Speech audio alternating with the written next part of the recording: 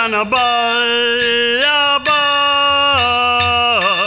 Giridvaridhari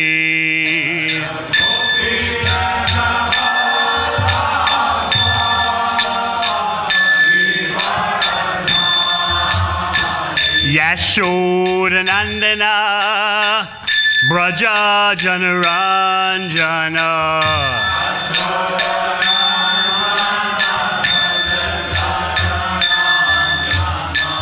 Yashodanandana Braja Janaranjana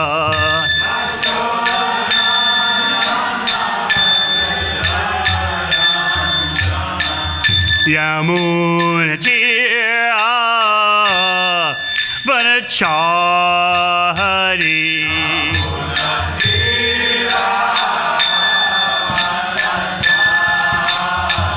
Yamunatira Vanachari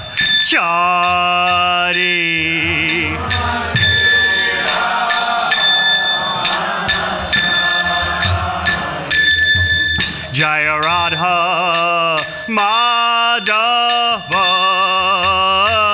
Kunja Bihari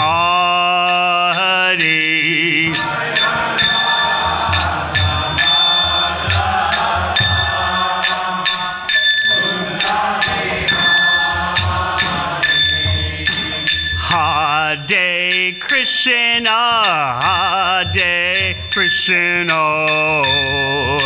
Krishna Krishna Hare Hare Hare Rama Hare Rama Rama Rama Hare Hare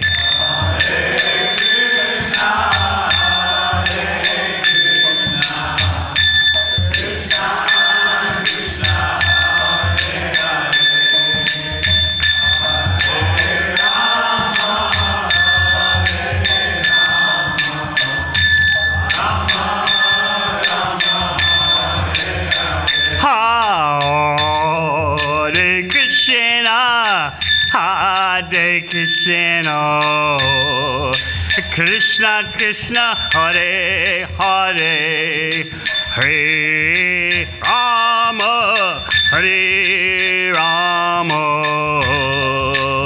Rama Rama Hare Hare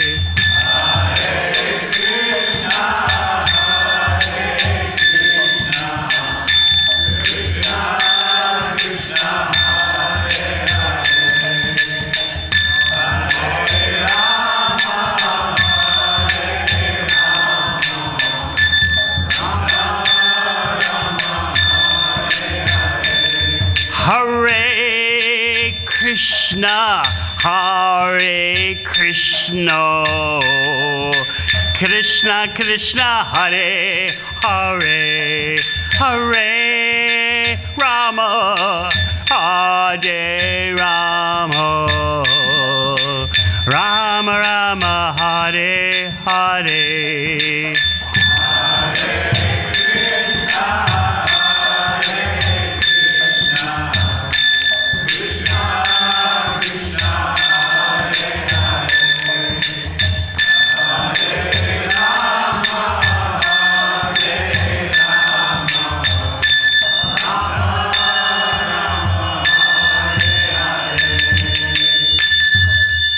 Jai Om Shabam Sabadaraja Guitar Stodes at the CC Mud AC Bhakti Vedanta Swami Maharaj Srila Prabhupada Ki Jai Om Shabam Sabadaraja Guitar Stodes at the CC Mud Bhakti Siddhanta Sasi Thakur Prabhupada Ki Gora Premanandi.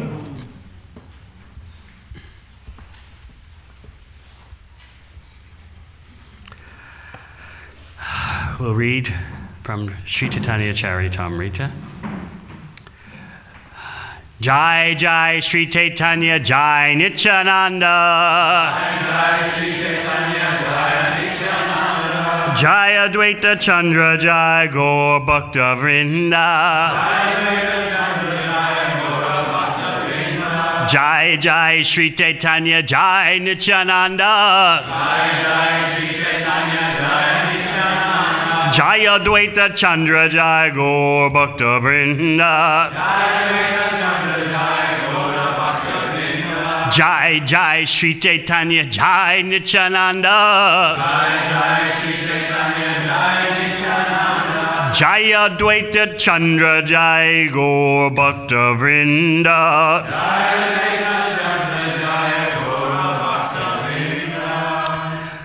We're reading from Adi Leela, chapter 4, text 165. This is a key verse for setting the standard about Lord Chaitanya's internal or hidden reasons for appearance. But this verse permeates all of our bhakti activities and gives us insight even into what our predicament is in the material world, what our affliction is, what's the challenge we face. So this verse simultaneously presents the gold standard of which Lord Chaitanya came to investigate, to experience, and to propagate. And this verse also gives us insight into our conditioned nature. Admendriya priti vancha tare balikam. Krishnendriya priti icha dore premanam. Admendriya priti vancha tare balikam. Krishnendriya priti icha dore premanam. Admendriya priti vancha tare balikam. Krishnendriya priti icha dore premanam. Admendriya priti vancha tare balikam. Krishnendriya priti icha dore premanam.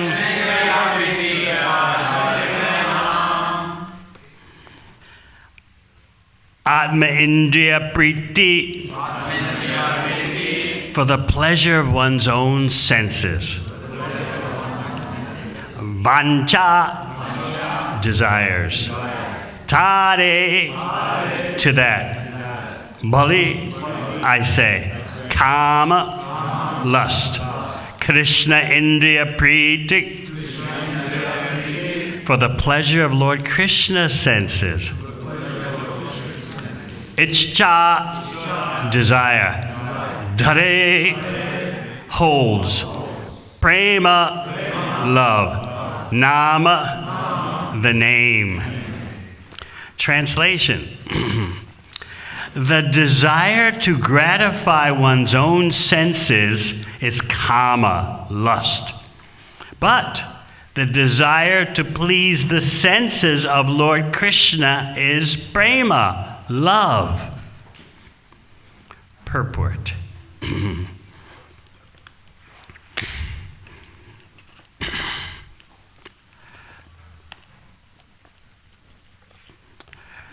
The revealed scriptures describe pure love as follows. Sarvata dvamsa rahitam, satyapi dvamsa karane, yadbhava bandhanam yuno, saprema parikirtitaha. If there is ample reason for the dissolution of a conjugal relationship, and yet such a dissolution does not take place, such a relationship of intimate love is called pure. The predominated gopis were bound to Krishna in such pure love. For them, there was no question of sexual love based on sense gratification. Their only engagement in life was to see Krishna happy in all respects, regardless of their own personal interests. They dedicated their souls only for the satisfaction of the personality of Godhead Sri Krishna. There was not the slightest tinge of sexual love between the gopis and Krishna.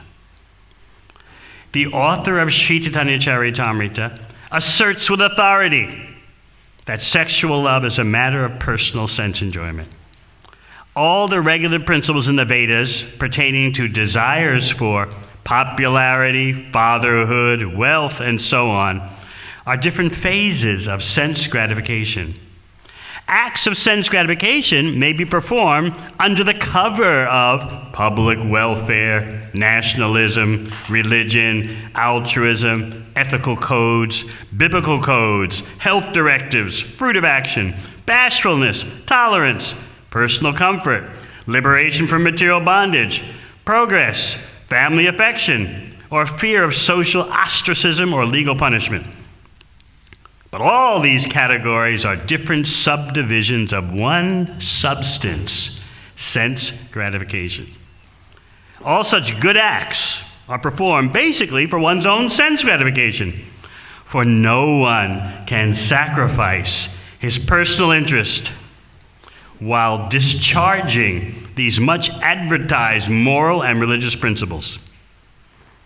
But above all this is a transcendental stage in which one feels himself to be only an eternal servitor of Krishna, the absolute personality of Godhead.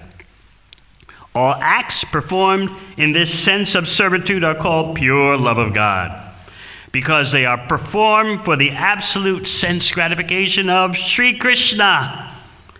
However, any act performed for the purpose of enjoying its fruits or results is an act of sense gratification. Such actions are visible, sometimes in gross and sometimes in subtle forms.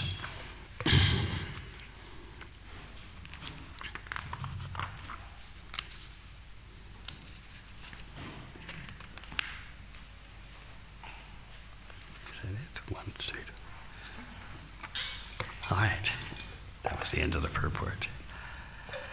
Om Jnana Timidandasya Jnananjana Shalakaya Chakshun Militang Yena Tasmai Shri Guruve Namaha. Jai Shri Krishna Chaitanya Prabhu Nityananda Shri Advaita Gadadhar Srivasadi Gaur Bhaktavinda Hare Krishna Krishna Krishna Hare Hare Hare Rama Rama Rama Hare Hare. We'll read the translation again. The desire to gratify one's own senses is kama, lust. But the desire to please the senses of Lord Krishna is prema, love. So this is a verse that concerns all levels of existence, from the bottom to the top. And indeed, the crux of existence, whether material or spiritual, is relationship. Everyone, whether free from the material energy or absorbed in the material energy, is concerned with relationships. How am I going to relate? How are others going to relate to me? What is the quality of the relationship? So this verse gives deepest clarity. It's pointing out that even the most refined principles of material existence have a selfish motivation. Family affection, legal punishment or fear of legal punishment, biblical codes, nationalism, public welfare. There's always an element in those activities of what's in it for me. Even in the family affection type that is so exalted in this world, the mother's love for the child, there's always some desire to get something in return. Though so subtle.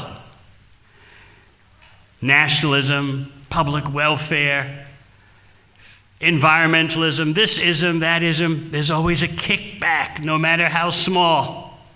So you may say, well, isn't this nitpicking? I mean, come on, give people a break, you know. They're trying to do good. do good to themselves, do good to others, and here, this super high bhakti standard, which is probably meant for another time.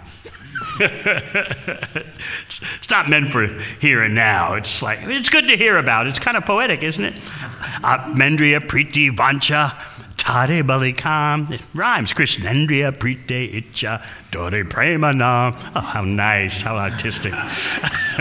But meanwhile, as we deal with day-to-day reality, what's in it for me? And sooner or later, in every relationship in the material sphere, comes the question, the popular question, what have you done for me lately? And that extends into religion and theology. As we explained yesterday, simply appreciating that God is great, He is almighty, He is all-powerful,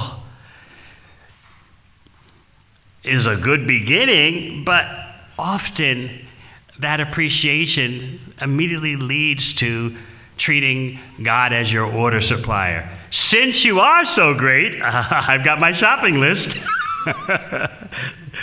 that you should fulfill. And then you can take that, you can ride out on that tangent all the way to prosperity religion, which is very popular in many parts of the world. If you're a true believer, you should demonstrate that. God's blessings are demonstrated in you by your health and your wealth.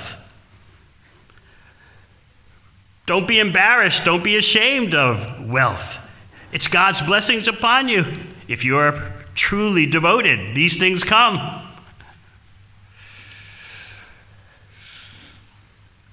Bhakti takes a unique standard.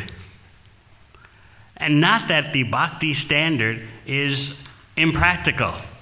It's setting the bar so that we can work our way towards it.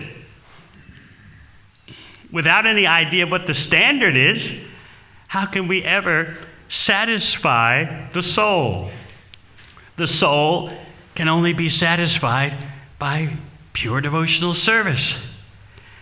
So at least we should know that and gradually work our way toward that standard.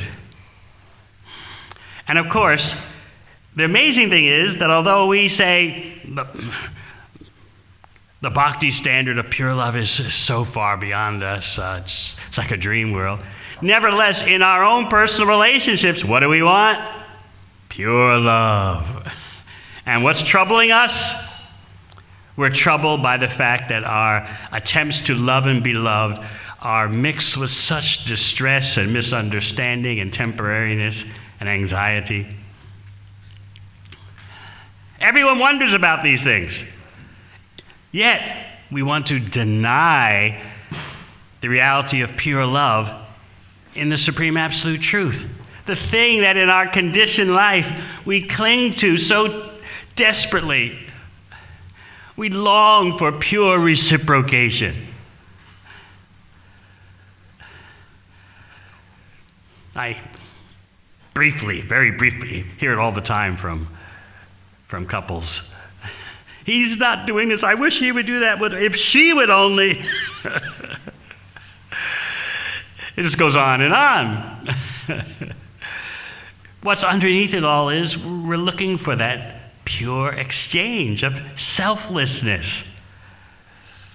Reminds me of when I was a 9-year-old, 10-year-old kid. I always used to wonder about a very popular song. It was #1 back then.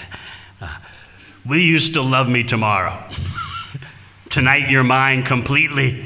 You give your love so sweetly. The light of love shines brightly in your eyes, but will you still love me tomorrow? With so many words spoken, you say that I'm the only one. But will my heart be broken when the night meets the morning sun? I used to wonder about that as a little kid, like, what's going on here? So there's this paranoia about are feeling genuine, loving reciprocation. So the bhakti texts take this head on. This is what you want, and here is how to get it. It's going to take some purification.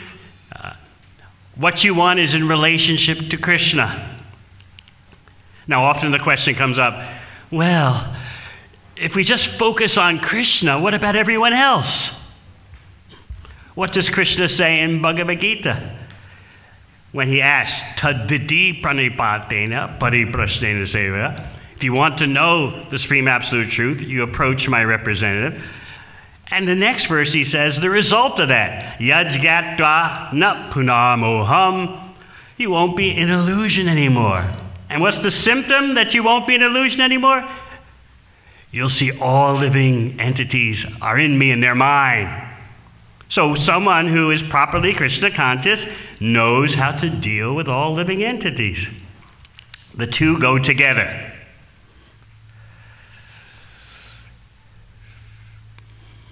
Why is Krishnadas Kaviraj Goswami bringing up this point about what is love and what is lust? The desire to gratify one's own senses is kama, lust. But the desire to please the senses of Lord Krishna is prem, love. I like how Srila Prabhupada mentions in the Krishna book that it's something that gives us solace. He says, there is sense gratification in all spheres of life. That makes us relax, doesn't it? Sense gratification goes on whether in the material world or the spiritual world. It will always be there. But the question is, who is the gratification for? The spiritual world means all the gratifications for Krishna's senses. And the material world means the gratification is for my senses, or bodies that are near and dear to me, or people, or neighborhoods, or nations that are near and dear to me. Let them prosper.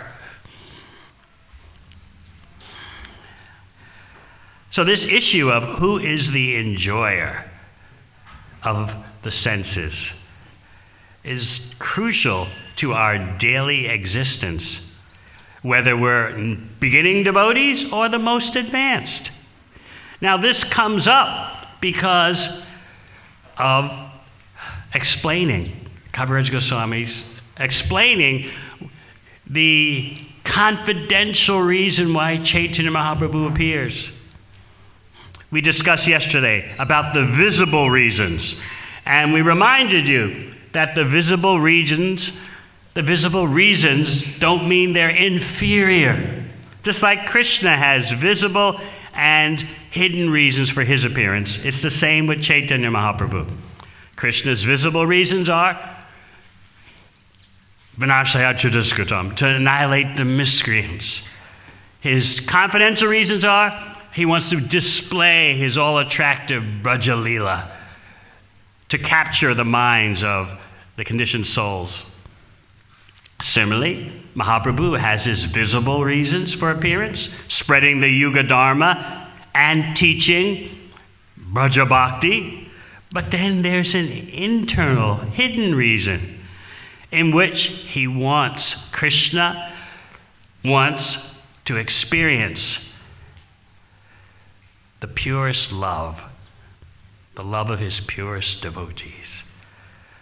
And he can't do that as Krishna.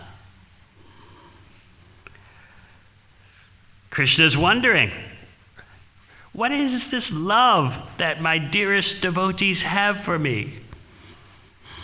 What's it like to be a lover of me? And that's number one. Number two, what do my lovers taste in me? How sweet am I? What is the sweetness of my qualities they're tasting? And number three, what is the happiness that they experience in loving me? All this is beyond me as Krishna. I can't enter into this. In fact, Caitanya Caritamrita says Krishna felt sorrowful. The Supreme Personality Godhead feels sorrowful, but don't take it in a mundane way. This is all perfection, because everything about Krishna is perfect and complete. But if he's perfect and complete, Om Purnam, how does he feel this lack? Well, he solves the puzzle by coming as Caitanya Mahaprabhu, who is Krishna taking the position and attitude and emotions of his dearest devotee, Srimati Radharani. Because Krishna can't understand it as Krishna. An example often given is whatever sweet you like, sugar, chocolate. We won't get into comments either way. But can chocolate appreciate its own sweetness and attractiveness? No. Similarly, can Krishna relish his own sweetness as Krishna? How can Krishna know what it's like to love him, to be madly in love with him? I remember there was one famous Hollywood actor. I don't know, maybe it was Christopher Reeves or something. Was he famous? We'll find out who are the film addicts here. So, at the time, before I think he became paralyzed by falling off, doing some kind of stunt in a movie. But anyway, he was known to be a real handsome guy, I guess. And so he just told the media, you know, when I think about myself, I realize I would date myself.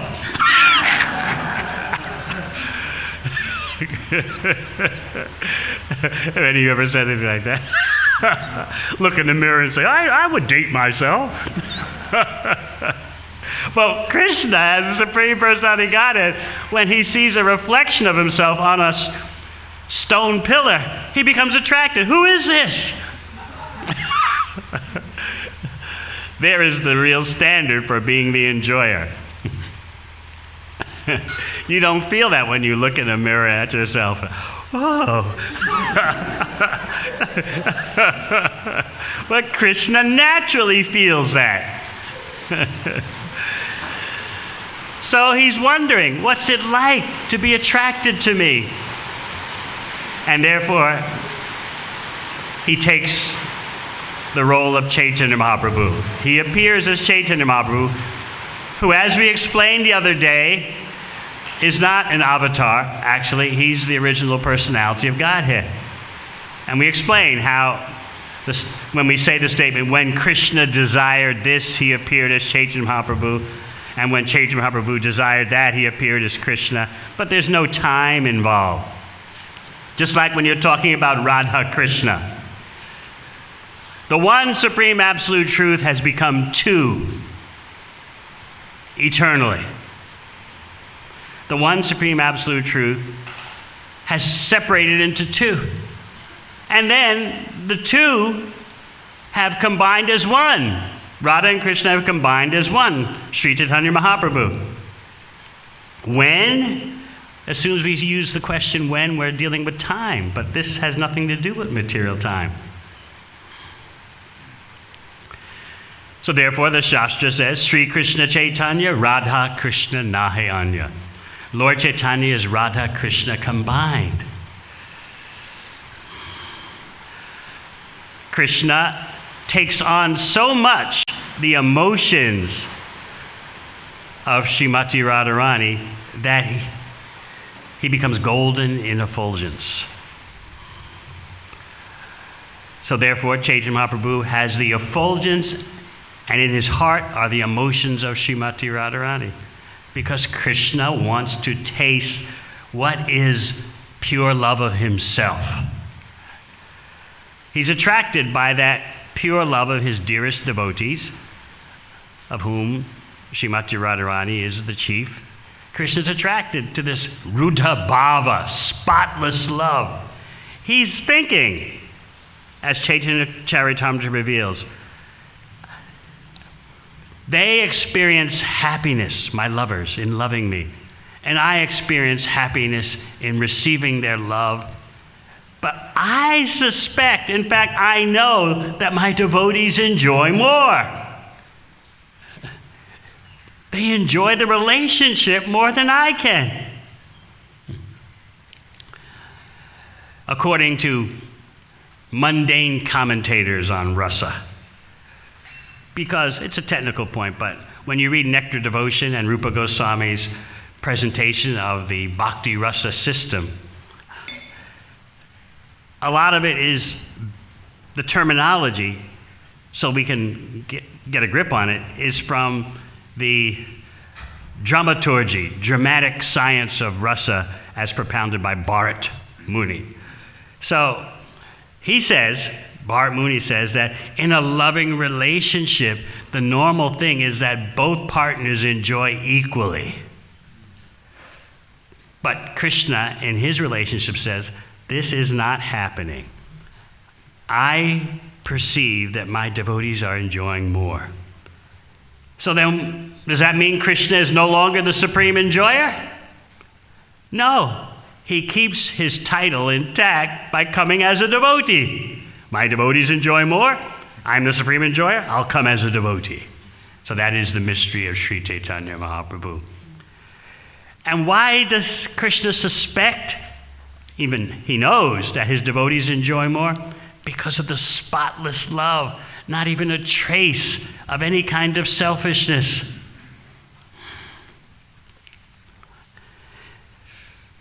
You see persons trying to experience that selfless love even in material existence. People sacrifice themselves for their family. There's nothing I wouldn't do for my children. They sacrifice themselves for the nation. I remember one Indian nationalist proclaiming to the people, the love of the nation flows in my veins, thicker than my blood. So people have that intuitive desire to sacrifice their self-interest for someone or something. Doctors are not just in it for the money. They also, many of them feel we want to help. Frontline workers, health workers during the pandemic crisis, they expressed, we can't tolerate seeing people suffer in this way. We've got to do our share, even though it's dangerous for us. We've got to go on. That tendency for sacrifice is there, to sacrifice your self-interest. The problem, however, is that, as Srila Prabhupada points out so boldly, when you sacrifice materially for someone, that person is never fully satisfied, and neither are you. Because you're going through the medium of the material energy, and there's always selfish motivation. You want something for yourself in return. So this causes anxiety, that even when I give of myself, it's not reciprocated purely, it's not understood. I could even be rejected, and so you become angry. I remember I was speaking in Mumbai some years ago, and the devotees asked me to make a topic for the event, because they were going to invite hundreds upon hundreds of people. So it was an event for newcomers, especially those they called the youth in India. When someone calls you a youth in India, that means you're 25 or 30 years old. So, so it was a youth preaching event. That means the youngest person was like 20 and ranged on up to 35. So they asked me for a title. So I said, all right, it's a new audience.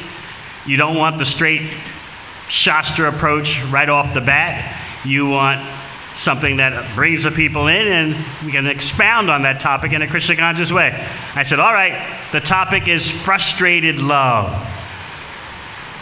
So the Indian devotees looked at me like, well, Maharaj, what is that? Okay, I mean, we respect you. You've got experience. I mean, if you think this is going to bring them in and interest them, okay. So they put the word out just to their congregation. Thursday night, 7 o'clock. Big discussion on frustrated love. So then they sat back to watch what the reaction was. They expected, probably 20 persons will show up, 30 persons will show up. The night of the program came, the whole temple was chock-a-block, full of 500 people, eager to hear about frustrated love. And not only that, the media came with TV cameras, journalists. They were coming up to me with their cameras, like, is this the latest import from the West? Frustrated love? We got to get into this, We Indians aren't going to be left behind, This could be some good stuff. Frustrated love. So it's a reality whether you recognize it or not.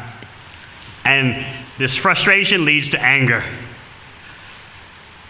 But everyone wants to give of themselves.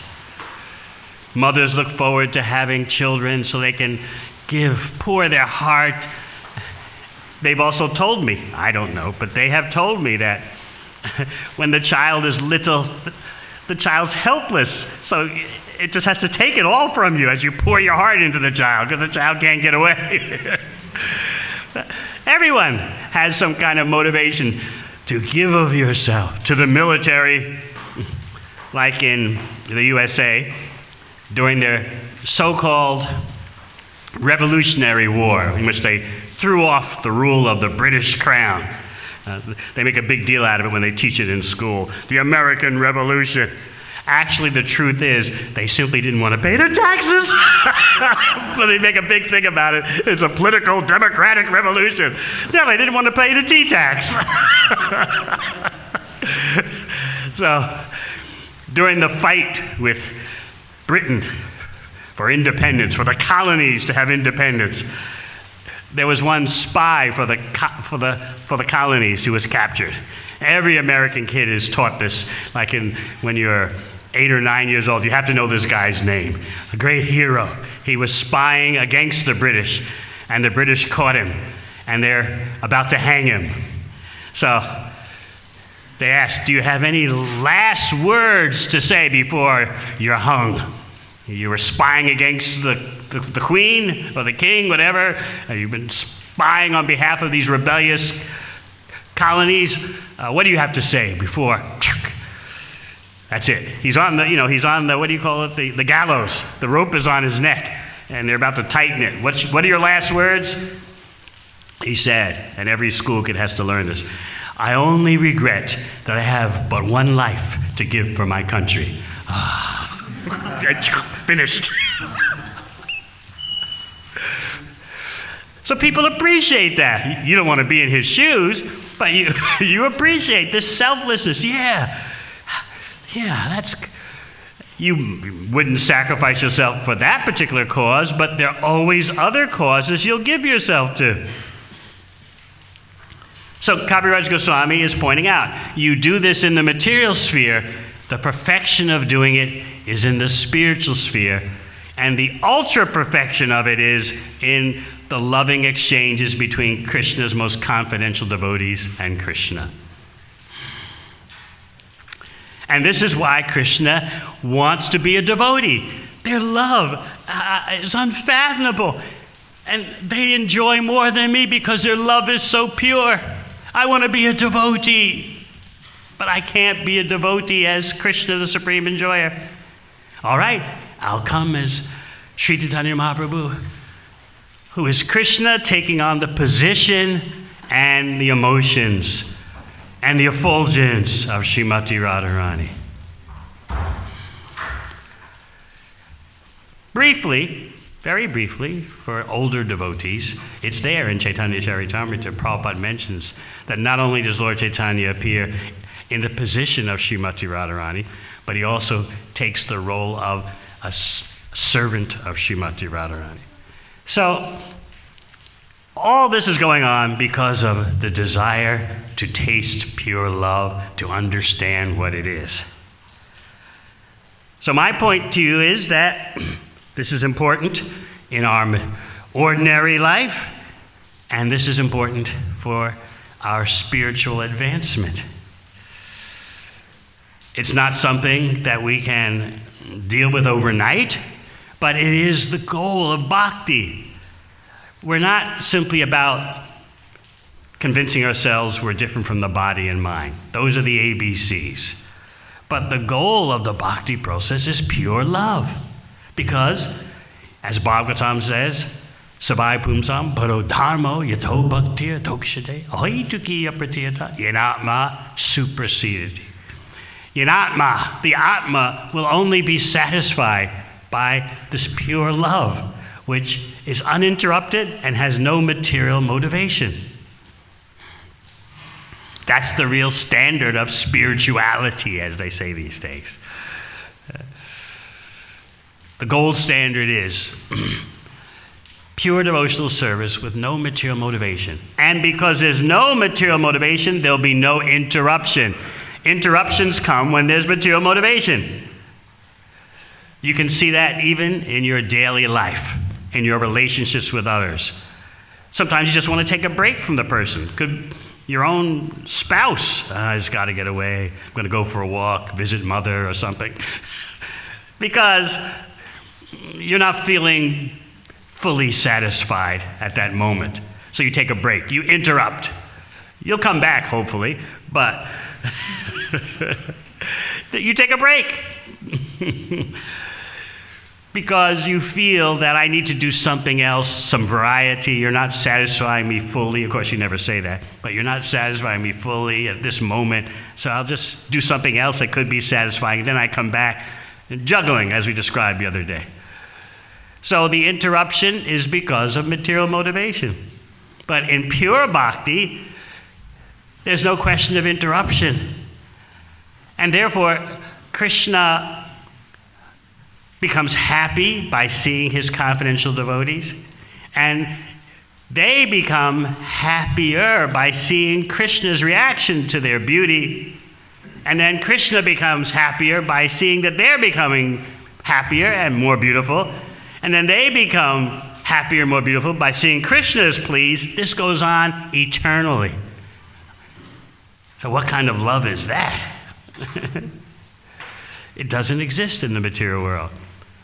But we can see through our material affairs or our bhakti relationships within the material world, which have varying degrees of purity, we can see what the real standard is. And everything falls into place.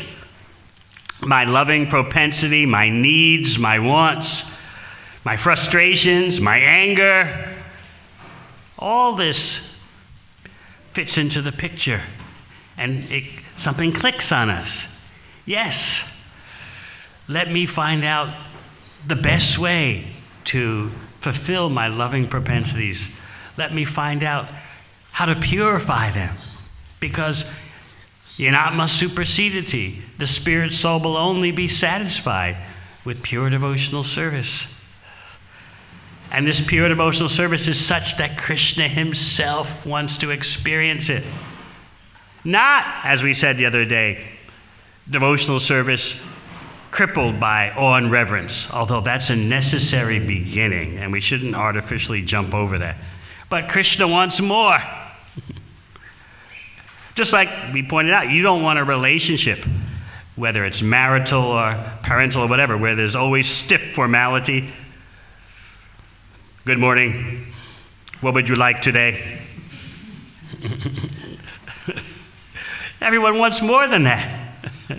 You want to feel some spontaneity, some kindling of emotions that aren't straitjacketed by awe and reverence.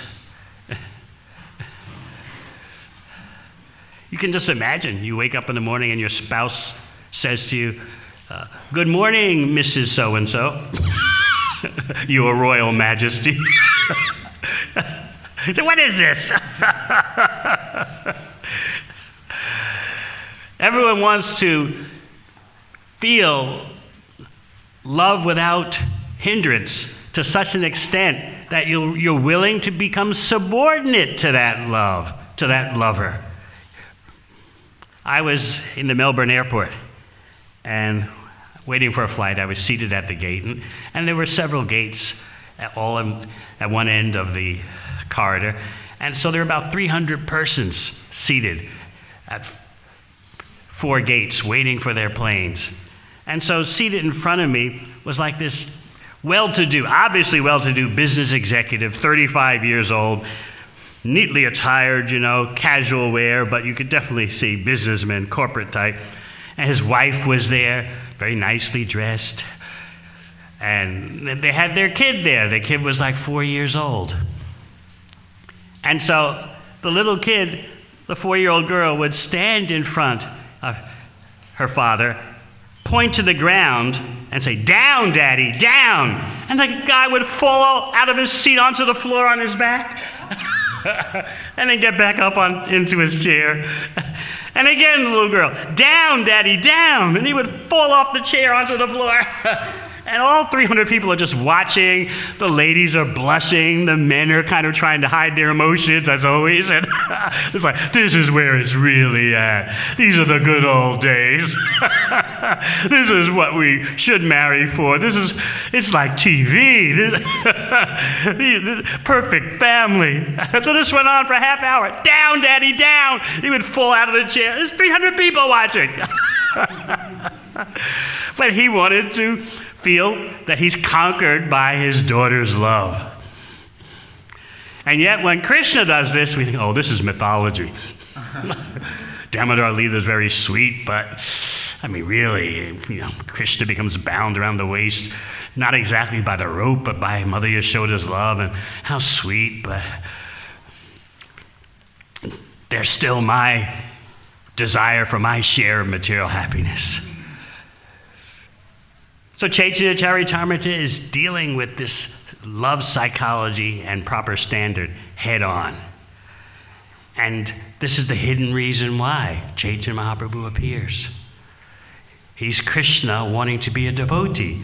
Therefore, if you disturb Lord Chaitanya by treating him as Krishna, he protests. He doesn't want that. You're ruining his fun. I'll end with one example. Lord Chaitanya and his associates had gathered together in a residence. Caitanya Caritamrita doesn't say exactly whose home it was or where they were. It's not important.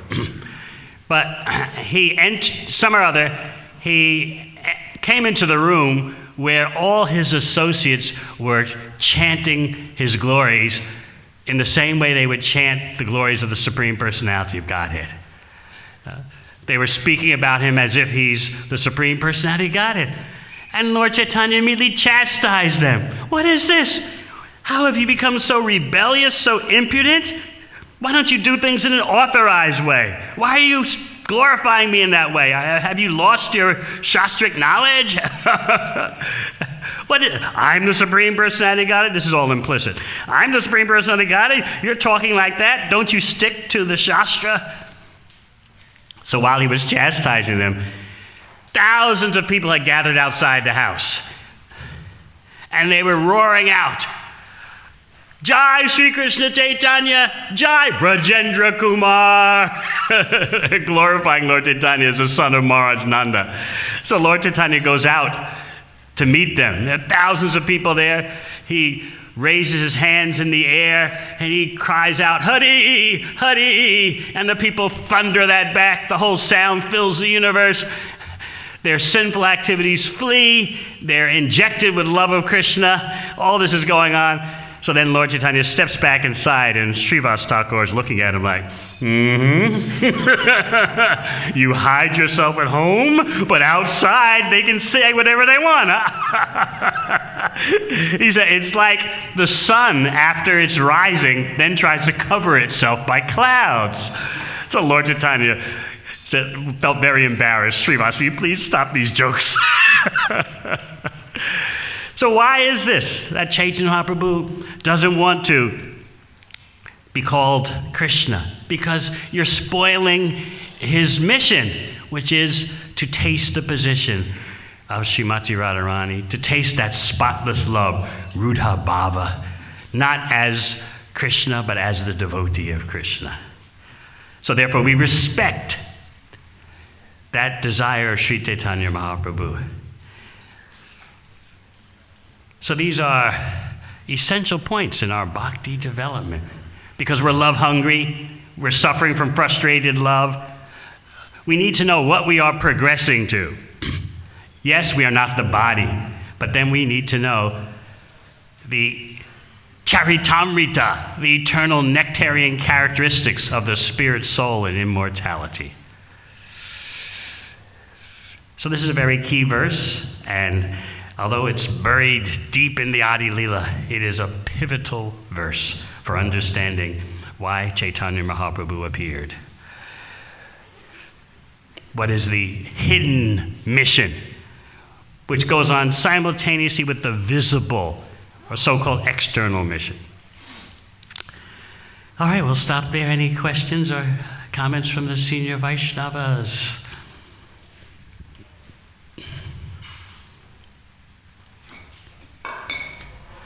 Hare Krishna, Hare. Maharaj, I'm just wondering, Srimati Radharani is the topmost devotee that can be. So through Chaitanya Mahaprabhu experiencing that love of hers, that cover all bases. In other words, would you want to experience the mood of other devotees like cowherd boys and nothing so? That's also another unique love and experience that he doesn't experience.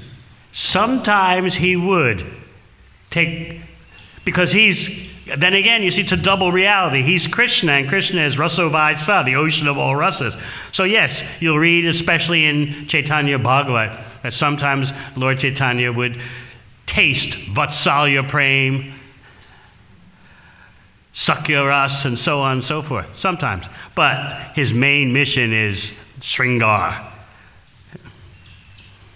But it becomes confusing sometimes because he's a double reality. Sometimes his Krishna comes out. In Navadvip, he would show the Krishna side sometimes to his devotees in his early Leela, and then would say, "Don't tell anyone." Like to the astrologer, to the Brahmana who was trying to offer his food, and little Nimai kept interrupting the offering. So Mahaprabhu would show, as Nimai Pandit, this is who I really am, but don't tell anyone. But as he went deeper into his later pastimes, after he left Navadvip, and especially when he went to Puri, you see that less and less. In fact, it's hard to find examples of Lord Chaitanya revealing himself as Krishna. He went deeper into being having the position of Srimati Radharani. He expanded as the cowboys and cars of Brahma stole those with the experience being of all the various cowboys. He would act like a cowherd boy sometimes. But that wasn't his specialty. That wasn't his focus. It would happen. He's Krishna. He contains all loving relationships. He even demonstrated Shantaras by his appreciation of Vrindavan Dham. But his specialty is Sringaras. And that's the real reason why he came as Chaitanya Mahaprabhu.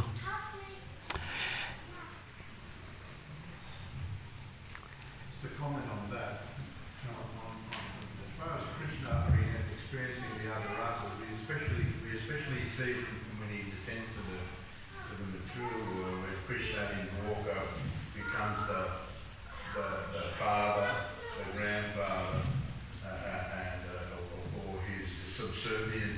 Another rasa is subservient to King Ugrasena. So he's experiencing in different ways all the different rasas in different leelas, and we see it, in this world when he comes to manifest. So in that way, he's like Rasa Raj. He accepts the rasa, and he also experiences the rasa by manifesting himself. Jai. Vaishnavis, any questions? Yes. Srila Prabhupada explains many times our relationship with Krishna like that sense of giving the food to the mouth, like the hands, and then go to the stomach. Somebody could say, oh, this also sense gratification unless the stomach gives you energy. also. You missed, I think, the first class I gave, in which I gave the example of in Braja Leela, the cowherd boys say they're hungry, but actually they're thinking, we've been playing so long, Krishna needs to eat, but he won't eat unless we say we're hungry. So therefore we say we are hungry. But actually they're simply 100% thinking of Krishna. And I explained that the gopis say that they're desiring Krishna. Where are you, Krishna? But they're thinking in a pure selfless way, how can Krishna be happy without us? We need to be present with him for his sake. It's a little hard to understand because in the material existence, romantic love is so surcharged with selfishness. I want. I really want you. Why aren't you cooperating? Be nice, please. As I say down at the Krishna village, I don't even mind if you pretend to love me. We're so love-starved. Pretend it, I don't mind. So in Vrindavan, everything is 100% Krishna's pleasure. That's all they're thinking. Even when they seem to be saying, Krishna, save us, deliver us. All right. Thank you very much. Hare Krishna.